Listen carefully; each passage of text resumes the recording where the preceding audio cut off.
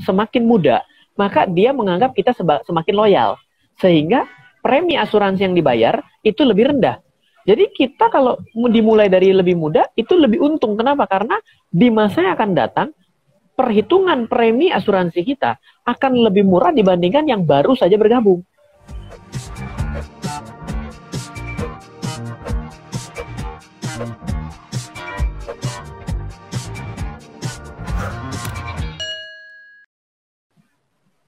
Oke, ini ya dari tadi tuh lugas gitu.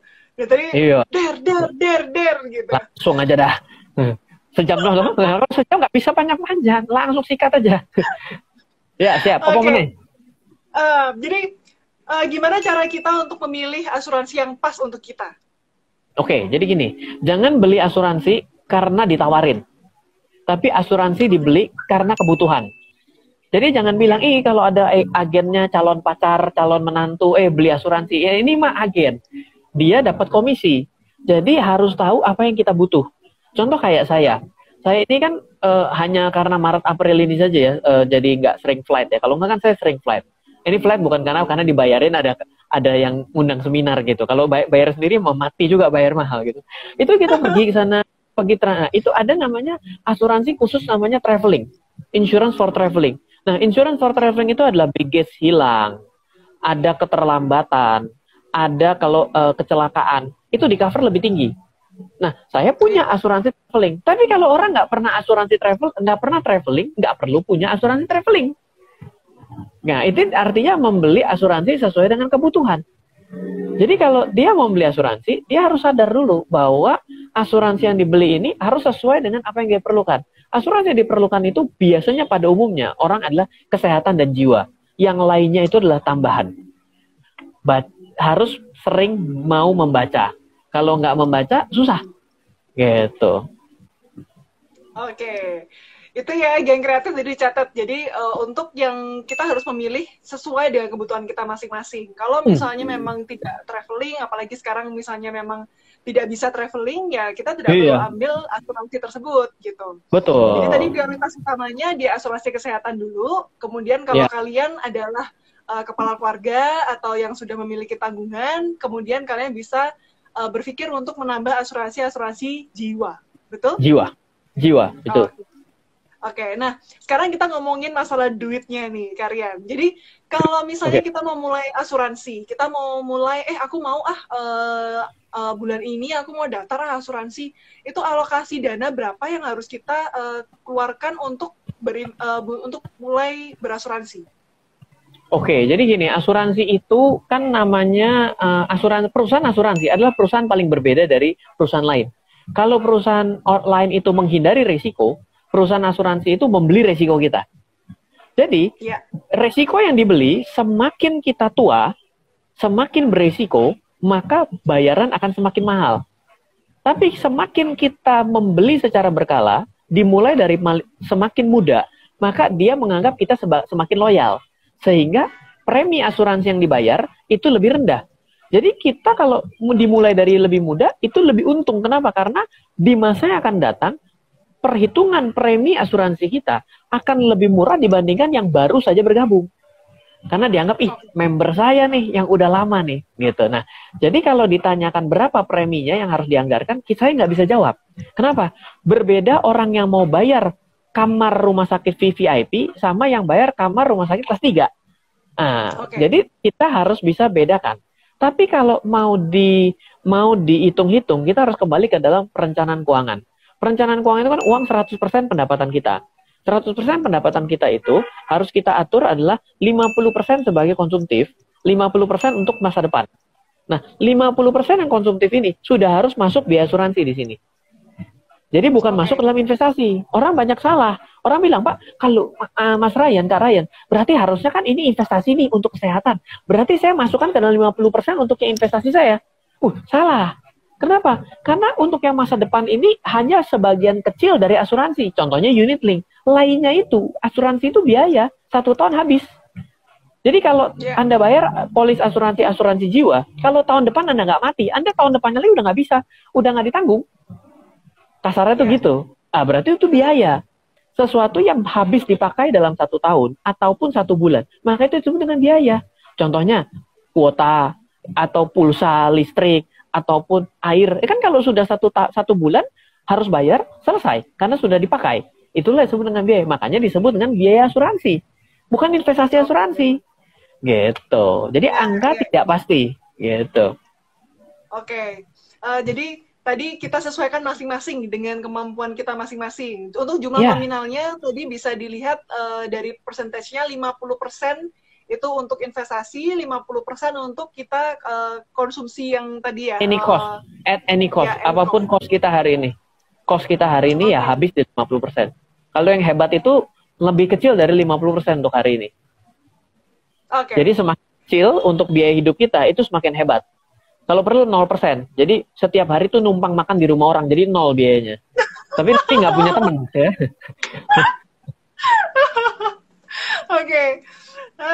Ini ada selingan dikit intermezzo ya, biar gak tegang gitu. Ya, kita ngomongnya duit itu kan sensitif katanya. Nah, Karya tadi kan dibilang bahwa asuransi itu bukan investasi, asuransi itu biaya. Berarti kita tidak bisa berinvestasi melalui asuransi. Jadi gini. Berbicara saya nggak bisa jelaskan secara langsung karena saya takut teman-teman yang pemula sekali. Jadi gini, pada tahun 90-an orang mengenal asuransi itu boleh dibilang orang ngeri untuk asuransi. Sama kayak papa saya. Papa saya itu kalau dia bilang beli asuransi, dia marah. Lu nyumpahin gue cepet mati ya? Enggak, dia pikir kalau orang beli asuransi bentar lagi mati. Ini wajar loh, banyak yang berpikir gitu, karena kan omongannya selalu jelek kan. Kalau nanti bapak mati, kalau nanti bapak sakit, lu nyumpain kok mati, kan gitu. Itu logis gitu. Nah, tahun 90-an, itu edukasi mengenai asuransi itu sedemikian rendahnya. Dan pada saat itu, ketika orang banyak beli asuransi, ternyata terjadi gagal bayar yang masif karena krisis tahun 98. Betul. Sehingga citra asuransi itu buruk. Nggak dibayar, sudah saya sakit, saya nggak dibayar loh. Jadi orang hilang kepercayaan. Oleh karena itulah orang asuransi, perusahaan asuransi mengkombinasikan asuransi dengan investasi. Digabung menjadi satu, jadi sebuah produk baru namanya asuransi berbasis unit link. Sehingga X% ketika orang itu investasi, ketika orang itu membeli asuransi, sebagian itu diinvestasikan. Jadi ketika hari ini dijual kepada masyarakat dengan agen yang begitu masif di Indonesia, agen asuransi banyak sekali, agen sangat masif, jadi orang itu, kamu jangan khawatir, kamu tuh investasi loh. Ini seperti di blending. Jadi ini adalah suatu method of selling yang akhirnya membuat orang itu hari ini welcome terhadap asuransi, tapi jadi welcome-nya, enggak kok investasi, saya investasi asuransi loh, asuransi uang saya nggak hilang. Enggak, bukannya nggak hilang, tapi salah atau kurang memahami. Dan ini terjadi bukan karena salah mana-mana, tapi ya hidupnya kan begini ya. Jadi semakin mengerti, kita harus bisa menjelaskan kepada teman-teman kita agar teman-teman kita semakin lebih paham. Jadi asuransi dan investasi itu suatu hal yang terbagi. Tapi memang ada satu asuransi yang tergabung menjadi investasi, itu namanya asuransi unit link, atau ada namanya asuransi tabungan. Asuransi tabungan itu seperti tabungan dana pendidikan. Itu sebenarnya asuransi, produk asuransi. Gitu. Atau tabungan masa depan, tabungan pensiun. Itu sebenarnya adalah produk asuransi yang disebut dengan endowment fund, atau disebut bisa ada pension plan, ada endowment fund. Itu memang pekerjaan orang insurance untuk mengolah hal tersebut. Tapi dasarnya adalah yang pemula ini jangan nanti jadi salah. Ada orang begini loh, dia udah investasi nih, katakannya investasi lah versi dia, padahal ini membeli asuransi. Baru 3 tahun. Tiba-tiba dia butuh uang. Tiba-tiba dia cairkan. Uangnya itu dia hitung-hitung mestinya 3 juta dikali 12, 36, 30 dikali 3, 108. Begitu dia cairkan, keluarnya cuma 40 juta. Marah dia. Baru 3 tahun. Gimana sih? Kemarin katanya 108. Saya nabung 3 juta loh. Harusnya lebih dari 108 loh. Karena tenggat waktunya belum tercapai. Sehingga nilainya lebih kecil. Karena itulah inilah disebut dengan produk investasi. Karena investasi itu nggak bisa seperti menabung di bank. Kalau nabung di bank kan kalau 3 juta uangnya berkurang 1 peser pun, lapor ke Bank Indonesia ditutup banknya. Ini investasi. Investasi itu adalah uangnya itu akan diputar sama kayak orang bikin pabrik. Oh, pertama kali begitu pabrik, investasinya besar sekali. Coba udah investasi bikin pabrik nih, misalnya pabrik apalah, pabrik baju. Udah investasi 10 miliar, tiba-tiba saya bilang gini, baru jadi nih, saya mau tarik uang dong. Ya nggak bisa dong, Pak. Kan baru jadi pabriknya. Udah jadi batu bata. Kan udah jadi mesin. Masa Bapak mau tarik duitnya? Nih, jadi kalau mau, baru ada uang kas doang 1 juta, Pak. 1 juta uang kas doang. Nggak bisa ditarik, kenapa? Karena investasinya sudah berubah menjadi infrastruktur. Nah, ini pun sama dengan uang kita ketika kita mau masukkan ke dalam instrumen investasi ataupun masukkan ke dalam unit link. Itu, 3 juta jadi 100 juta. 3 juta kali 12 kan 36. 36 kali 3, jangan salah, 108. Ini 3 tahun. Ya, jangan salah, tadi yang nulis itu salah. Dia kira 3 juta ke 100. Emang kita ini Dimas Kanjeng apa? Mengeluarin duit dari sarung. No, ini nggak bicara money game. Gitu. Ya. Jadi perhitungannya jelas ya. Jadi dimana kalau tadi investasi dan asuransi memang ada sedikit yang digabungkan program-programnya, cuman di sini berbeda gitu ya. Jadi tidak bisa langsung kita dalam waktu jangka yang cepat kita mau balik modal gitu. Wah, aku tabung dapat 100 juta, ambil 100 juta gitu. Nggak bisa, karena investment itu seperti kita menanam pohon. Jadi kalau kita menanam pohon itu, apalagi pohon-pohon keras ya, pohon-pohon di atas 5 tahun, katakanlah jati gitu, kan kita tanam hari ini ya kan, baru 7 tahun kalau jati emas, kalau jati normal 15-20 tahun. Jadi memang perlu waktu, makanya disebut dengan investasi. Kalau mau dapat untung dengan cepat itu namanya adalah berdagang. Saya punya 100, saya belikan barang, saya jual 200. Untung saya adalah 200 dipotong 100, untung saya 100 gitu. Jadi berbeda sekali. Gitu. Oke. Karian, ini pertanyaan terakhir nih dari saya. Udah habis. Sekarang... Ini mulai panas loh. Ini nggak kerasa kita udah 40 menit loh, Karian. Nggak kerasa ya 40 menit. Oke, ini buat teman-teman di sini nih kan kebanyakan kalau kita yang sudah bekerja di suatu perusahaan, kita kan ada BPJS gitu. Nah, apa bedanya asuransi yang kita punya dengan BPJS yang kita sudah dapat dari waktu kita ada di perusahaan? Iya, jadi gini, pertanyaannya kan sama kayak gini, saya ini ada transportasi, karena saya kerja, saya dikasih transportasi, ada bis jemputan, misalnya. Sama, Pak, saya transportasi bis jemputan saya sih nggak enak, saya lebih enak naik mobil sendiri deh, Rolls Royce saya mau saya keluarin dari garasi. Jelas rasanya beda. Sama-sama transportasi, sama-sama asuransi. Berbicara dengan BPJS, hari ini BPJS itu menjadi satu program kesehatan masyarakat secara masif.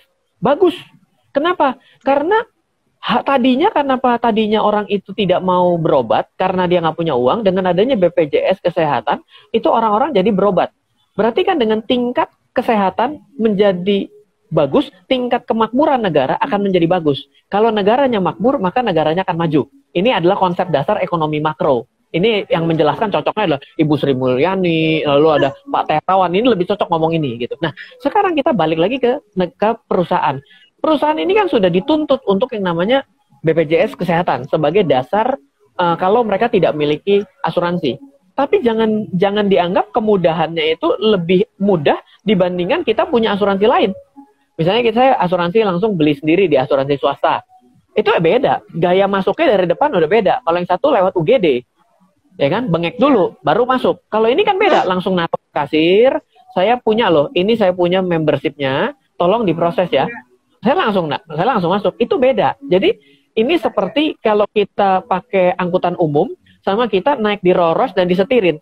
Disetirnya cewek cakep lagi, saya duduk di belakang, mantep banget kan. Itu berarti sudah servis premium. Jadi rasanya nggak akan bisa sama. Jadi kalau misalnya sudah punya BPJS Kesehatan dan ternyata merasa kurang, dan karena masalah layanannya yang belum sesuai dengan ekspektasi kita, ya kita harus tambah dengan asuransi pribadi, asuransi mandiri, kira-kira gitu. Oke, keren. Oke, jadi buat teman-teman nih tadi yang pada nanya, jadi ini sebenarnya pertanyaan geng kreatif Karian, kan kita kemarin ada buka kolom pertanyaan ya. Jadi memang kebanyakan dari kita tuh sekarang sudah punya BPJS, tapi apakah memang kita harus mempunyai tadi asuransi sendiri gitu. Nah tadi Karian juga sudah jelaskan bahwa sama-sama nih layanannya asuransi, cuman mungkin tingkat kepuasan yang kita dapatkan dari BPJS dan asuransi pribadi yang kita pasti beda. Yang namanya sesuatu yang kita bayar lebih mahal, kita pasti akan merasakan manfaat dan benefit serta pelayanan yang lebih tinggi. Nggak akan pernah kita bisa lari, karena uang itu adalah ukuran dari tingkat pelayanan. Makin mahal kita bayar, maka makin premium kita dapat. Tinggal di hotel bintang 5 plus berlian 2, tinggal di hotel bintang 1, rasanya beda. Gitu. Betul. Kenapa? Karena kita membayar atas service additionalnya, atas dia menjaga mutunya. Jadi, kita nggak bisa lari dari hal seperti itu. Oke. Ini dari tadi ini, pertanyaan ini nggak banyak nanya ke saya, nanya nama kamu loh. Wah, ini bahaya nih. Pembicaranya nggak laku ini. Nggak, ini laku banget. Ini topik yang lagi hot-hotnya nih, Karia. Oke, paling ini terakhir dari Karia Filbert tadi sebagai yang inspirator. Gimana nih untuk anak-anak muda Indonesia, geng kreatif yang ada di sini, dalam selama periode ini, gimana tips-tipsnya supaya kita bisa survive? Ya, baik ini. Jadi pertama dalam kondisi pada hari ini adalah suatu ujian buat kita dan sekaligus refleksi bagi diri kita. Apakah kita punya ketahanan dalam finansial? Jadi kita perlu mengukur ketahanan finansial kita. Kalau pada hari ini ternyata teman-teman dalam kondisi yang tidak tahan, berarti teman-teman belum bisa memiliki struktur dalam keuangan yang sehari-hari dengan baik. Ya, itu sudah saatnya untuk ditata. Ya, tinggal siap-siap untuk krisis selanjutnya. Tapi kalau misalnya pada hari ini ternyata sudah cukup baik, ya bagaimana caranya untuk bisa lebih baik lagi. Artinya pada hari ini yang perlu kita perhatikan, janganlah serakah, tapi harus bisa terus menjaga cash flow. Karena aset itu nggak guna, yang penting adalah cash flow. Kalau tidak punya cash flow, aset segede apapun, itu seperti gajah tapi nggak makan. Mau gajah segede apapun, dinosaurus segede apapun, punah akan waktunya karena tidak makan. Oleh karena itulah harus ada makanannya. Makanan itu kalau dalam uang disebut dengan cash flow. Bukan pegang cash, tapi harus ada cash flow yang bagus. Nah, saya juga dalam kesempatan ini saya mau bagi-bagi kepada teman-teman semua. Mungkin edukasi seperti ini belum bisa disampaikan hanya dalam waktu 40 atau 1 jam. Saya ada satu e-book bagus yang judulnya adalah The Secret Property Investment. Ini adalah buat teman-teman anak-anak muda yang pada hari ini suku bunga sedang turun dan berpikir, saya punya masa depan perlu properti loh, saya mau beli atau tidak. Nah, ini adalah salah satu buku yang bagus. Saya punya e-book. E-booknya judulnya The Secret Property Investment, dan juga saya mau kasih untuk belajar mengenal investasi dan keuangan untuk 30 hari, itu sudah dalam bentuk satu modul. Itu teman-teman boleh akses di website saya, itu namanya adalah www.kaya dengannya DGN, disingkat kayadgnsehat.com. Nanti silakan masukkan nama email dan nomor handphone, nanti akan terkirim secara otomatis bukunya sama pelatihan selama 30 hari. Saya kasih gratis buat teman-teman semua. Silakan. Gratis.